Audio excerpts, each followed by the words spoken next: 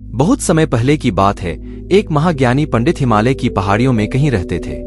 लोगों के बीच रहकर वह थक चुके थे और अब ईश्वर की भक्ति करते हुए एक सादा जीवन व्यतीत करना चाहते थे।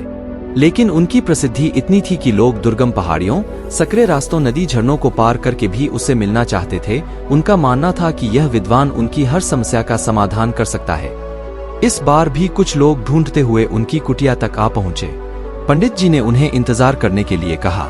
3 दिन बीत गए, अब और भी कई लोग वहां पहुंच गए। जब लोगों के लिए जगह कम पड़ने लगी तब पंडित जी बोले, आज मैं आप सभी के प्रश्नों का उत्तर दूंगा, पर आपको वचन देना होगा कि यहाँ से जाने के बाद आप किसी और से इस स्थान के बारे में नहीं बताएंगे, ताकि आज के बाद मैं एकांत में रहकर अपनी साधना कर सकूं।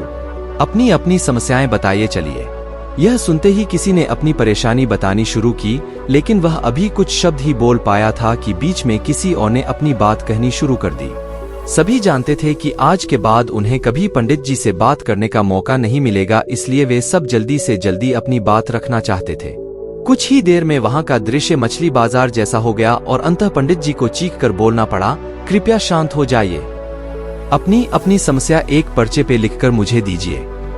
सभी ने अपनी अपनी समस्याएं लिखकर आगे बढ़ा दी।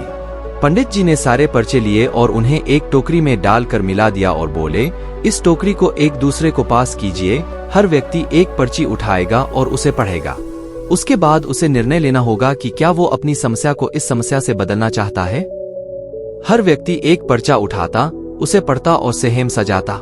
एक एक करके सभी ने पर्चियां देख ली, पर कोई भी अपनी समस्या के बदले किसी और की समस्या लेने को तैयार नहीं हुआ। सबका यही सोचना था कि उनकी अपनी समस्या चाहे कितनी ही बड़ी क्यों न हो, पर बाकी लोगों की समस्या जितनी गंभीर नहीं है। 2 घंटे बाद सभी अपनी अपनी पर्ची हाथ में लिए लौटने लगे। वे खुश थे कि उनकी समस्या उतनी बड़ी भी नहीं है जितना कि वे सोचते थे। तो दोस्तों, ऐसा कौन होगा जिसकी लाइफ में एक भी प्रॉब्लम न हो? हम सभी के जीवन में समस्याएं हैं। कोई अपनी हेल्थ से परेशान है तो कोई पैसों की कमी से। हमें इस बात को एक्सेप्ट करना चाहिए कि लाइफ है तो छोटी बड़ी समस्याएं आती ही रहेंगी।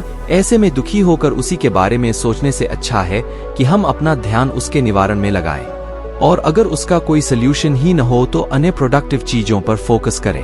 हमें लगता है कि सबसे बड़ी समस्या हमारी ही है, पर यकीन जानिए इस दुनिया में लोगों के पास इतनी बड़ी बड़ी प्रॉब्लम्स हैं कि तो उनके सामने हमारी समस्याएं कुछ भी नहीं। ईश्वर ने जो भी दिया है उसके लिए शुक्रगुजार रहिए और एक खुशहाल जीवन जीने का प्रयास करिए। अगर आपको यह कहानी पसंद आई हो तो इस वीडियो को लाइक करें, शेयर करें और चैनल को सब्सक्राइब करें। धन्यवाद।